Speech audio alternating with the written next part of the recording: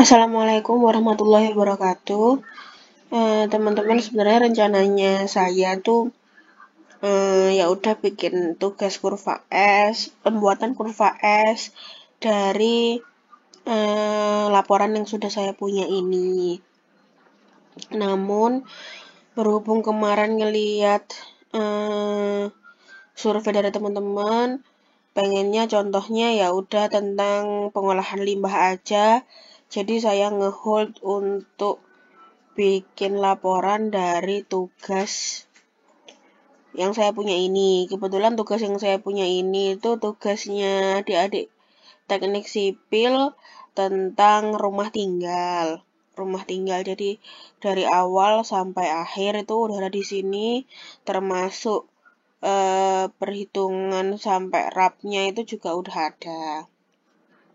Nah, berangkat dari survei UTS kemarin, yang teman-teman pengennya contohnya seputaran tentang pengolahan limbah aja, ya udah saya tadi tanya ke dosen pengampu dari PL, yaitu Pak Lukman Cahyono, gimana sebaiknya. Nah, kebetulan beliau memberikan saran bahwa di mata kuliah semester 6 itu ada pekerjaan IPAL, ada perencanaan IPAL. Nah, jadi pakai kelompok itu aja, terus ngerjakan default laporannya kayak gini. Default laporannya Word aja, biar kalian nggak susah, ringkes waktunya. Jadi ya udah, yang penting jangan sama antar kelompok gitu aja. Terus contoh laporannya bakal aku share. Terus nanti kalau misalnya kalian butuh contoh Excel-nya juga bakal aku share. Kalian yang nggak ngerti boleh tanya. Terus ini yang pertama di bab satunya ada deskripsi proyek. Deskripsi proyek itu berisi tentang tujuan dari pembangunan si rumah tinggal ini. Kalau rumah tinggal ya. Tujuan dari pembangunan IPAL tadi. Lokasinya di mana. Jadi kayak gini. Tujuannya apa? Terus jenis lingkup proyeknya apa? Misalnya ada pekerjaan apa aja di situ. Kalau rumah tinggal kan ada pekerjaan tanah, pondasi, struktur, dinding, lantai, rangka atap, plafon, kusen, pintu, jendela, sanitasi air, instalasi listrik, pagar, dan eksternal. Jumlah pekerjaannya mungkin bisa tidak sama antar kelompok, jadi tergantung ketajaman analisis masing-masing kelompok. Bisa jadi kelompok yang A cuma 5, kelompok yang lainnya 10 gitu bisa jadi. Cuman ya kita lihat dari detail pekerjaannya aja, itu nanti ketahuan kan berapa jumlah pekerjaannya. Misalnya pekerjaan tanah itu ada galian, ada apa, baru masuk ke pondasinya, baru masuk ke strukturnya, baru masuk dindingnya, baru masuk lantainya gitu-gitu. Kalau mungkin kalian di IPAL mungkin ada apa galian, terus habis gitu strukturnya atau pondasinya atau apa sanitasinya, atau mungkin ada instalasi listriknya, kalian masukkan juga boleh. Bebas aja sebenarnya, cuman asal sesuai dengan kenyataan yang ada.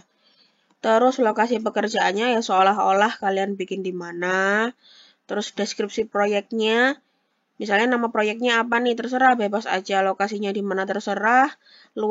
Luasnya ya tergantung luas dari pekerjaan kalian itu.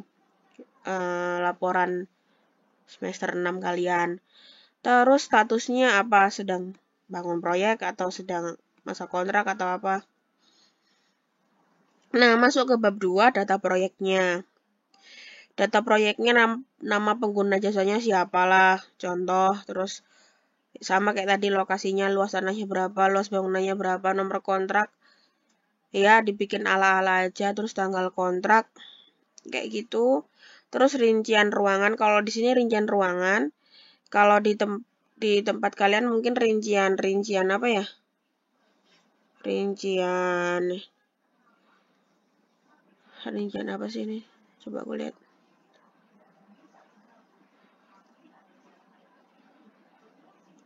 Itu tuh ada bar screen, bak ekualisasi, bak netralisasi, unit elektrokoagulasi, mungkin kayak gitu. Luasnya berapa? Jadi kalau ini kalian lebih ngerti kalau tentang si perencanaan IPA itu sendiri, karena saya kurang masuk kok, maksudnya saya tuh belum pernah bersinggungan dengan proyek IPAL.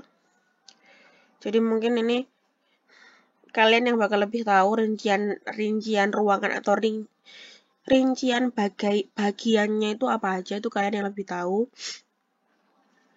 Kalian yang bisa bagi luasnya berapa segala macam. Terus gambar-gambar proyek aku cek tadi udah ada di laporan masing-masing. Misalnya kalau ada laporan yang nggak disertai ya coba cari gambar proyek lainnya, nggak apa-apa. Terus di sini masuk ke bab 3, perhitungan biaya waktu proyek. Perhitungan biaya waktu proyek itu scope statement-nya apa? Terus sasaran proyeknya apa? Misalnya batas waktu pengerjaannya kalian punya rencana 3,5 bulan misalnya, terus biayanya nggak lebih dari itu. Terus deliverable ini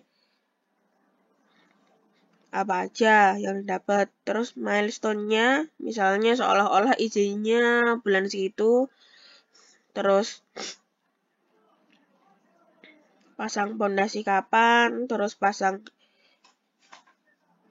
instalasi kapan, sampai inspeksi terakhirnya tuh bulan apa, dibikin aja. Terus kemarin kalau misalnya kalian pakai SAP, tak lihat kalian pakai SAP, mungkin kalian udah ngitung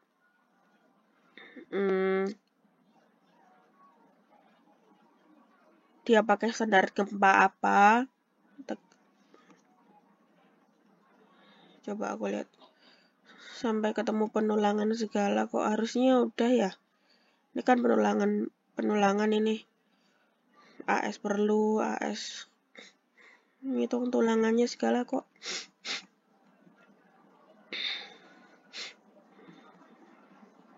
Udah oke lah harusnya kalau dilihat dari tugas ini.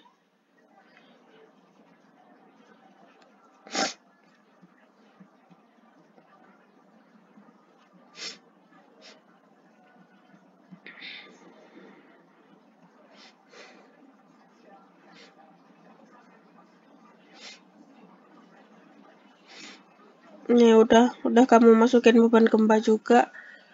Jadi udah bisa kamu masukkan datanya di sini. Terus batasan atau pengecualiannya kamu masukkan jam kerjanya mulai kapan sampai kapan, dari jam berapa sampai jam berapa. Jadi nanti gampang ngesetnya. Untuk perhitungan selanjutnya tuh gampang. Terus ini ada WBS, workbook dan structure. Misalnya pekerjaan tanah urutannya itu ada apa aja. Dari bikin boplang, batas area, terus galian tanah untuk pondasi, urukan, baru masuk ke pekerjaan pondasi. Nah, baru masuk ke pekerjaan slope. Didetailkan aja pekerjaan A ada apa aja, pekerjaan B urutannya ada apa aja. Urutan antara satu sama lain bisa jadi nggak sama, tergantung dari ketelitian masing-masing. Jadi nggak ada yang salah, nggak ada yang benar. Yang salah tuh yang nggak ngumpulin aja sih, kalau aku ya. Nah, terus udah gitu, ini sampai terakhir pekerjaan apa yang kalian kerjakan itu didetailkan. Itu jadi WBS. WBS tuh ada macam-macam kan. Kalau yang kemarin kalian belajar sama Pak Lukman mungkin ada banyak macam WBS. Ada yang bentuknya diagram, ada yang bentuknya tabel kayak gini. Bebas aja mau yang bentuk gimana. Nah, terus masuk ke perhitungan volume.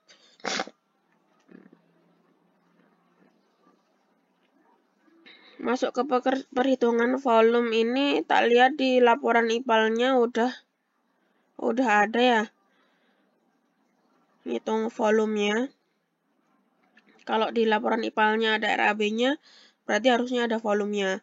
Jadi kalian tinggal masukkan aja, nggak usah detail kayak gini. Langsung masukkan aja berupa tabel. Rekap aja sih. Jadi nggak perlu yang banyak kayak gini. Oke. Terus misalnya ada pekerjaan betonnya, pekerjaan struktur gini, kalian tinggal ngasih volumenya, lokasinya apa, deskripsinya apa, untuk mempermudah ngecek volumenya aja sih. Bebas aja, kalau pekerjaan struktur kan biasanya butuh tulangan sama butuh betonnya berapa. Nah, kamu rekap aja butuhnya berapa. Kalau dia ini disesuaikan sama gambar. Nah, kalau kalian di gambarnya udah ada, kemarin udah sempat ngitung butuh berapa tulangan, butuh berapa kubik beton, ya udah tinggal direkap aja. Nggak perlu yang ribet-ribet, yang penting tahu alurnya sih, menurut saya. Udah, terus maaf suaraku nggak stabil, lagi sakit soalnya. Terus udah gitu, intinya kalau pekerjaan struktur ya semuanya, besinya, tulangannya semua dihitung, tulangannya dapat berapa kilo, betonnya berapa kubik, gunanya nanti untuk dikalikan ke RAB-nya. Jadi volume pekerjaan gitu. Oke, enggak. Ini sampai volume pekerjaan lantai segala. Langsung ya aku next sampai apa nih? Ini ada kusen jendela. Ini sanitasi. Oke. Terus masuk ke analisa produktivitas. Oke, nantinya akan digunakan untuk menentukan jumlah pekerja, sehingga didapatkan durasi pekerjaan dari masing-masing item pekerjaan yang ada. Dan nanti dipakai untuk memasukkan di kurva S, sama tahu durasi total proyeknya berapa. Durasi sama sequencing. Tabel 3.1 ada produktivitas dan durasi pekerjaan, tabel 3.2 penjadwalan sama sequencing. Nah, masuk ke sini. Di PPT ini yang sebelumnya, di slide sebelumnya, itu aku attach YouTube dari Pak Lukman untuk mencari produktivitas tenaga kerja. Produktivitas tenaga kerja itu berarti, kalau punya Pak Lukman ya, yang diikat itu adalah rencana durasinya. Jadi tadi Pak Lukman ada rencana durasinya itu diikat. Jadi dia langsung dikurangi, dia ketemu jumlah tukangnya dalam jumlah besar. Nah, kalau yang ini, jumlah tukangnya ini dikurangi, jumlah tukangnya yang diikat. Sambil coba tak iniin. Kalau koefisien ini didapat dari HSPK, ada HSPK atau SNI. Seperti yang kata Pak Lukman tadi, ada koefisien. Jadi udah defaultnya kayak gitu. Koefisien tuh orang hari, kemampuan orang per hari tuh koefisiennya segitu. OH tuh orang hari, volume itu volume pekerjaannya, satuannya meter kubik. Ya diperhatikan aja, kalau penulangan ya kilogram, kalau pengecoran ya meter kubik, kalau dinding nanti meter persegi. Nah, terus masuk produktivitas. Produktivitas itu rumusnya 1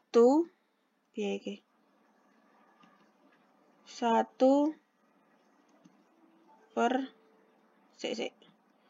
tak jupuk bolpenku.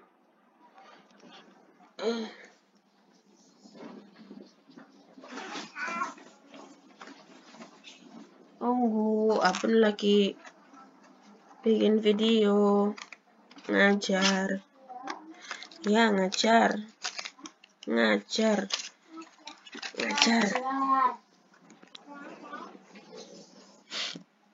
Nah, kalau saya tak gede sih. Kalau produktivitas ini rumusnya adalah 1 per koefisien. Nah, 1 per koefisien. Jadi 1 dibagi 0,1 10. 1 dibagi 0,75 1,33. 1 dibagi 0,102 ketemunya 9,8. Nah, terus di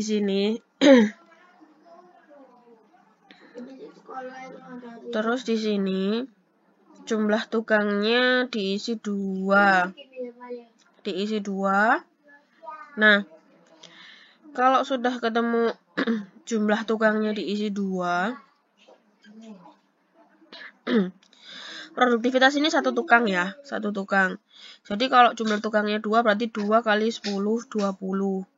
20 kalau volumenya 41,4, produktivitasnya 10 per orang, dan di set jumlah tukangnya adalah 2, maka kalian harusnya tahu nyari durasinya ini berapa. Ya kan? Gimana caranya? Berarti 41,4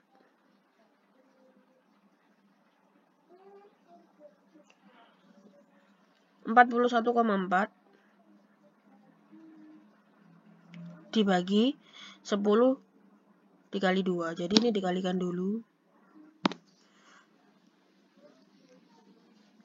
Ini dikalikan dulu.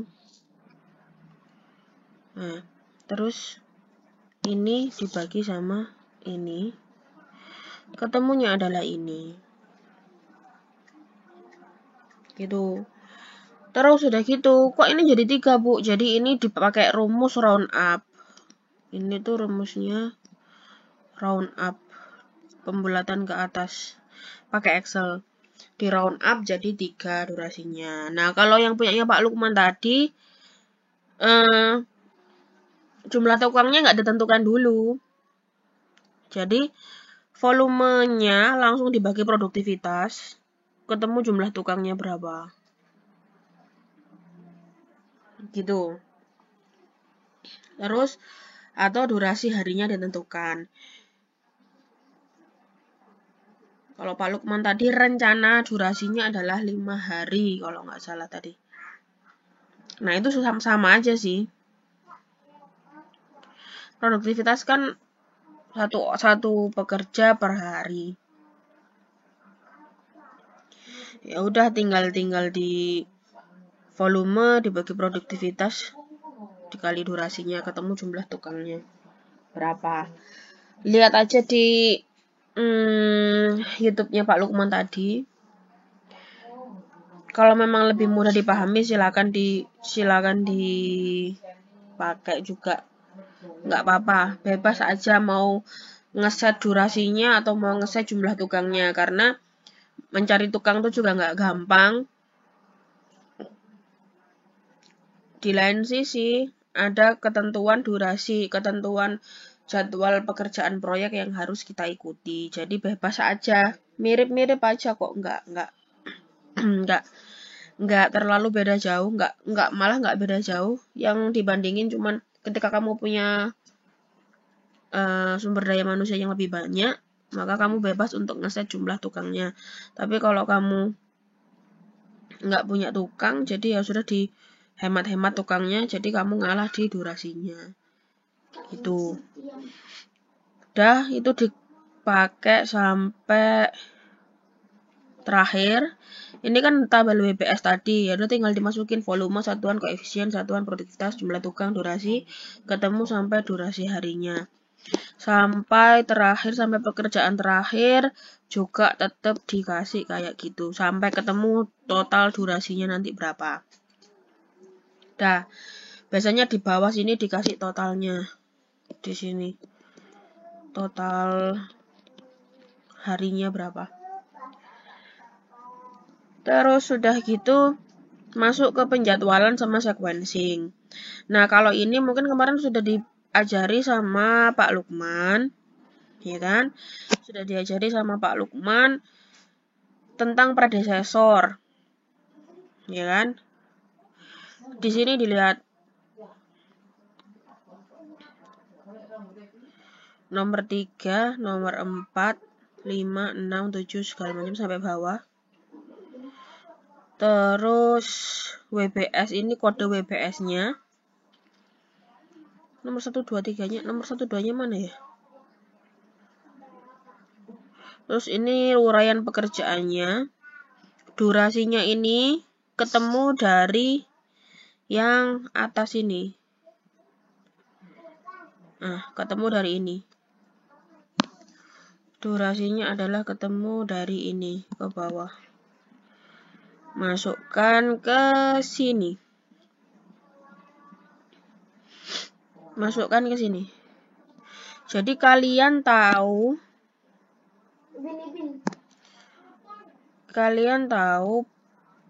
per pekerjaan besar ini butuh berapa hari. Nah, kalau ditentukan mulainya adalah Sunday 17 Mei 2015, maka kalian akan tahu finish pekerjaan ini kapan.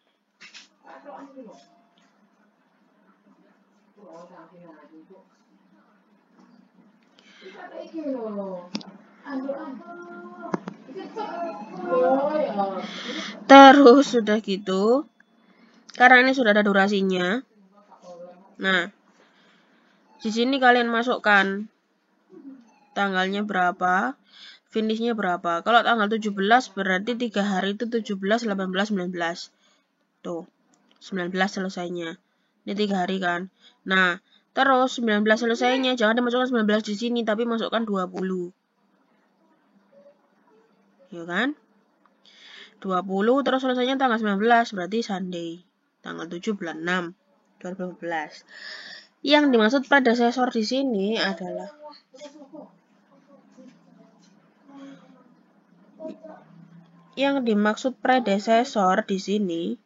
adalah pekerjaan yang harus didahulukan sebelum pekerjaan nomor 5. Sebelum pekerjaan nomor 5 itu harus ada nomor 4. Jadi pembuatan boplang itu harus selesai dulu sebelum pekerjaan 5 ini dimulai. Jadi ini harus selesai dulu. Ini harus selesai dulu, baru pekerjaan nomor 5 ini dimulai. Terus urukan tanah kembali untuk pondasi. Nah, urukan tanah kembali untuk pondasi itu pondasinya harus selesai dulu. Pasangan pondasinya baru selesai dulu, baru urukan tanahnya dimulai. Makanya di sini kenapa predesesornya dikasih angka 11. Nih, 11 itu dari sini. Makanya tanggal mulainya dia setelah tanggal 16 karena pekerjaan pondasi yang pondasi batu kali ini selesainya tanggal 15. Makanya di sini tanggal 16 baru mulai. Gitu ceritanya. Nah, predesesor intinya kayak gitu ya, didahului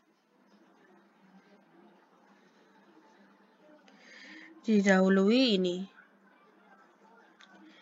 Nah, terus sudah gitu, yang 5 Fs dikurangi 1 hari. 5 Fs dikurangi 1 hari.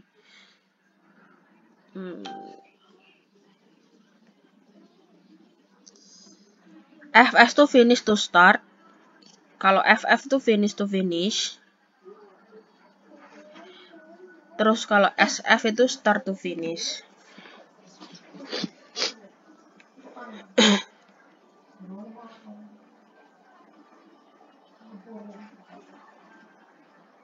Finish to finish.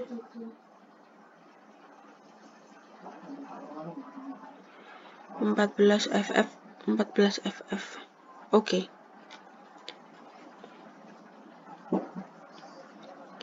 Saya ini skip dulu daripada aku jelasin salah nanti. Lanjut dulu. 20 finish. to start plus 3. Kalau ini aku tahu nih.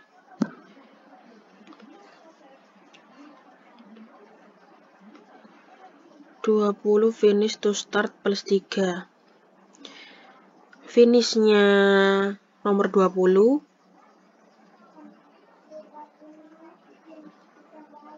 Kan tanggal 23. Nah, terus startnya nomor 21 itu 3 hari setelah pekerjaan 20. Kan 23. Kan? 23, 24, 25, 26, 27. 24, 25, 26, 27. Jadi setelah ini 3 hari setelah tanggal 23 itu dimulai pekerjaan nomor 21. 20 FS. 20 tuh kode 20. FS tuh finish to start ditambah 3 hari. Nah, kalau ini 5 finish to start, 5 itu berarti yang ini. Pekerjaan nomor 5 finish to start dikurangi 1 hari. Berarti tanggal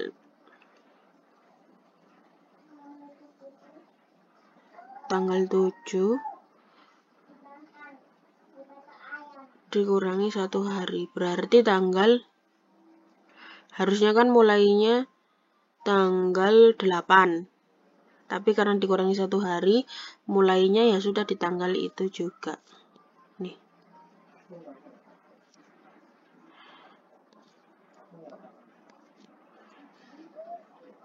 Oke.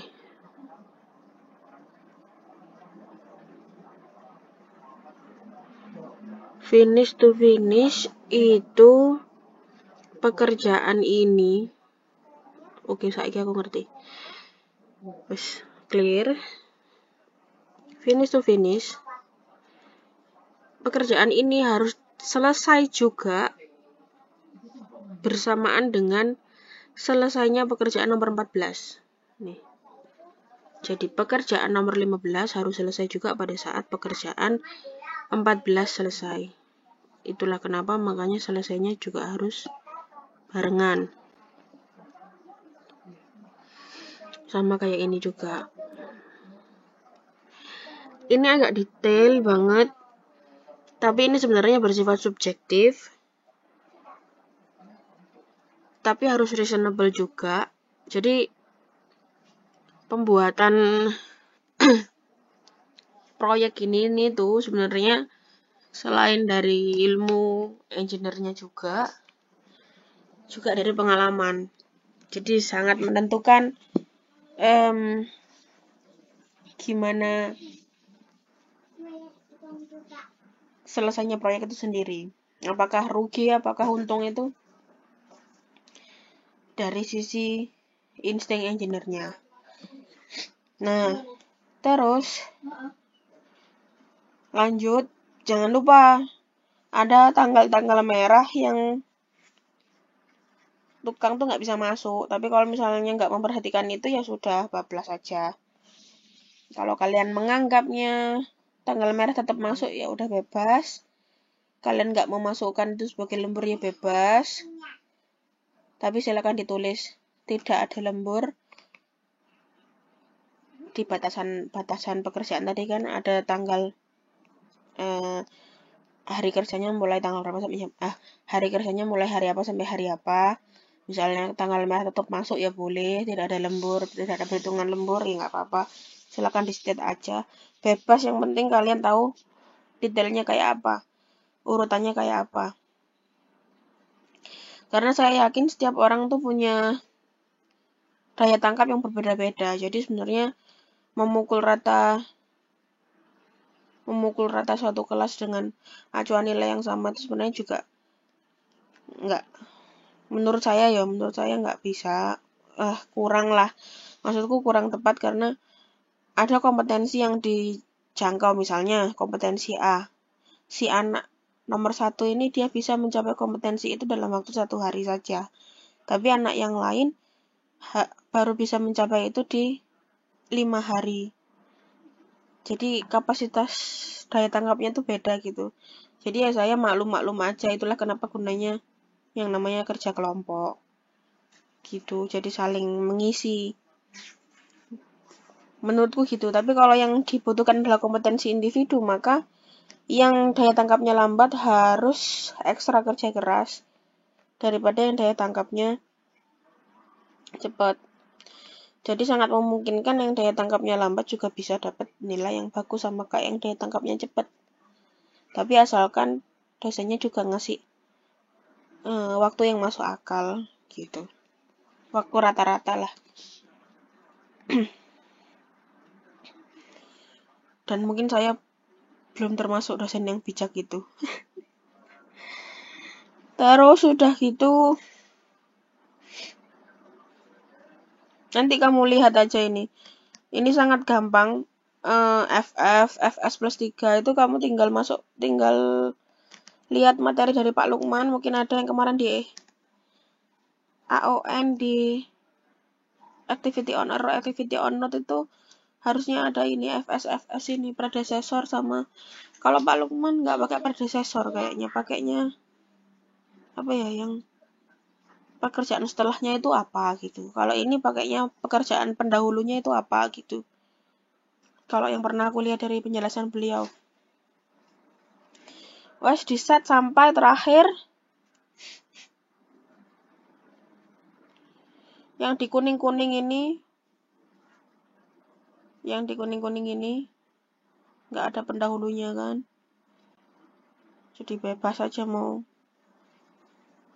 kapan.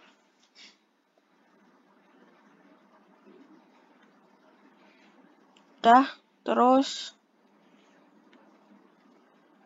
networking planning ini Gantt chart.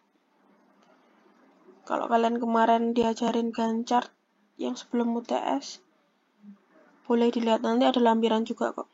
Terus masuk ke RAB-nya. RAB ini, kalau ini udah ada HSPK-nya, nanti HSPK-nya tak kasih juga. Barangkali ada pekerjaan-pekerjaan yang bisa pakai HSPK itu, ya udah tinggal dikali harga satuannya aja, langsung ketemu gedean, ya kan? Nah, bobot ini dapat dari mana? Saya tak gedein. Bobot ini dapat dari mana? Karena bobot ini nanti masuk ke kurva S. Bobot ini adalah ini kan ada total. Kan ada total. Ya. Per item ini, total per item ini dibagi dengan bobot, dibagi dengan total biaya. Ketemunya adalah bobot ini.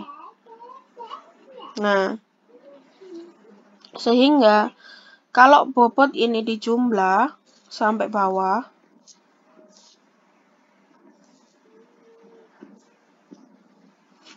ketemunya adalah 100% bobot dalam persen. Oke. Dah. Lanjut. Tabel rekapitulasi biaya. Rekapitulasi biaya ya sudah, tinggal pekerjaan ini total biayanya segini dengan pembulatan segini karena nggak ada uang 470 dibulatkan. Dah. Terus kurva biaya dan waktu. Kurva biaya dan waktu dapat dilihat di lampiran. Terus ini bab kesimpulan. Ya udah. Kesimpulannya cuma 2, lamanya berapa? Totalnya berapa? Sudah. Terus sarannya gimana nih sarannya? Perlu diperhatikan beberapa faktor, misalnya cuaca, apa-apa dalam mengantisipasi. Jadi di pekerjaan ini tidak ada metode, tidak dimasukkan port and crashing tuh nggak dimasukkan. Jadi ini normal aja gitu. Nggak di port, nggak di crashing. Nah, ini kalau lampirannya ya sudah sama sih kayak lampiran punya kalian di tugas IPAL itu. Ya kan? Sama kayak ini juga ada situ IPAL tapi safety tank. Hehe. Dwi Aryadi.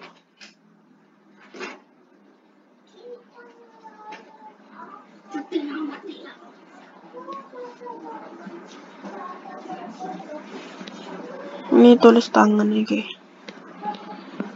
Terus sudah. Yang gancar tadi nggak ada ya. Gancar tadi nggak usah lah. Mana tadi? Yang penting cuman ini aja sih. Terus habis itu bikin kurva S-nya. Kurva S-nya ada di lampiran dia. Kurva S-nya boleh pakai Excel, boleh pakai MS Project. Tapi yang pakai MS Project selain nilainya lebih tinggi, maka dia juga bakal punya pengalaman pakai MS Project itu yang bisa jadi nilai tambah nanti waktu dia apply pekerjaan, waktu interview segala macam. Bisa MS Project. Itu nilai plus karena jarang orang yang bisa MS Project. Dia powerful karena bisa scheduling macam-macam. Networking planning itu yang inilah.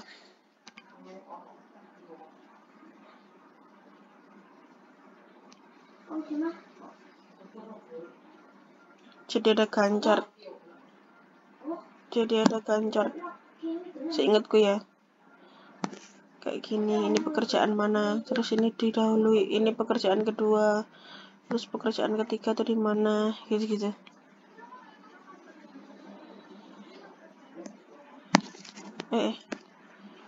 Cuman misalnya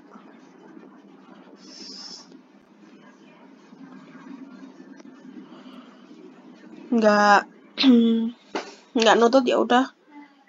Yang penting cuman sampai muncul RAB-mu kan udah ada. Udah tinggal gampang kan masukin. Nah, terus sampai kurva S-nya. Jadi yang penting ini adalah kurva S. Kurva S-nya. Sama item-item tadi ada WBS. Terus volume, produktivitas, terus semua item yang di sini tadi, terus ditambah kurva S-nya. Nanti aku kasih Excel-nya dari si pekerjaan ini, dari si tugas ini, tak kasih Excel-nya. Tapi aku izin dulu ke Pak Lukman, kalau beliau ngebolehin aku ngasih Excel-nya, nggak apa-apa. Jadi di situ nanti bakal lebih mudah karena tinggal masukin gitu toh. Jadi nanti tinggal langsung keluar kurva S-nya, tinggal keluar versi Excel. Tapi kalau MS Project ya lebih bagus. Karena nanti kalau MS Project malah bisa langsung diganti pengennya apa, pengen ngeliat apa, pengen realisasi kayak gimana, tinggal masukkan bobotnya gitu-gitu. Jadi itu aja penjelasan dari tugas kali ini. Tugas besar ini kalian pakainya yang ini, laporan IPAL ini. Pak Lukman bilang ini belum ada RAB-nya, tapi tadi kalian udah bilang ini ada RAB-nya. Ada RAB-nya enggak? Kalau nggak ada RAB-nya ya silakan dihitung. Kalau ini harusnya lebih gampang karena ini galian, terus pekerjaan struktur, penulangan, pembetonan, finishingnya apa? Cat apa?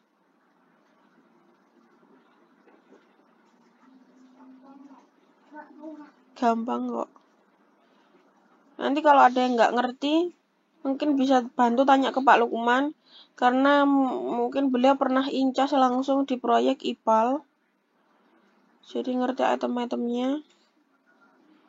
Karena sejujurnya saya belum pernah incas di proyek IPAL. Pekerjaan saya sebelumnya adalah di kontraktor pertambangan batubara. Jadi saya jadi mining engineer, jadi cuman merencanakan galiannya di mana, ngambil batubara berapa, gitu-gitu. Kalau pekerjaan ini saya tahu konsepnya, tapi untuk detail dalam IPAL-nya Pak Lukman lebih paham. Saya paham cuma covernya aja. Dalemannya saya kurang incas. Terus misalnya ada yang harusnya ada lah ya, harusnya masih punya lah laporan-laporan ini. Udah sih gitu aja. Terima kasih banyak sudah take time untuk dengerin aku ngobrol. Mohon maaf yang sebesar-besarnya kalau selama ini kelihatan gak incas di mata kuliah ini. Jadi sebenarnya di luar saya diskusi dulu sama Pak Lukman, jadi saya nggak berani untuk langsung ngambil keputusan secara sepihak. Jadi saya harus koordinasi dulu dengan tim teaching, baru saya enaknya gimana gitu. Jadi semoga yang kami berikan ini yang terbaik, bisa membawa pengalaman buat kalian dalam mengerjakan proyek yang linear dengan mata kuliah kalian, linear dengan bidang kalian, pengolahan limbah. Semoga sukses, TA-nya sukses, jangan lupa dikerjain. Salam untuk keluarga, sehat selalu. Salam untuk orang tua, salam hormat. Semoga anak-anaknya nanti lulus dan menjadi orang yang bermanfaat, orang yang soleh-solehah, berbakti kepada orang tua, dan diberkahi rezeki yang melimpah, barokah dunia akhirat. Akhir kata, mohon maaf. Selamat Idul Fitri, mohon maaf lahir dan batin. Wassalamualaikum warahmatullahi wabarakatuh.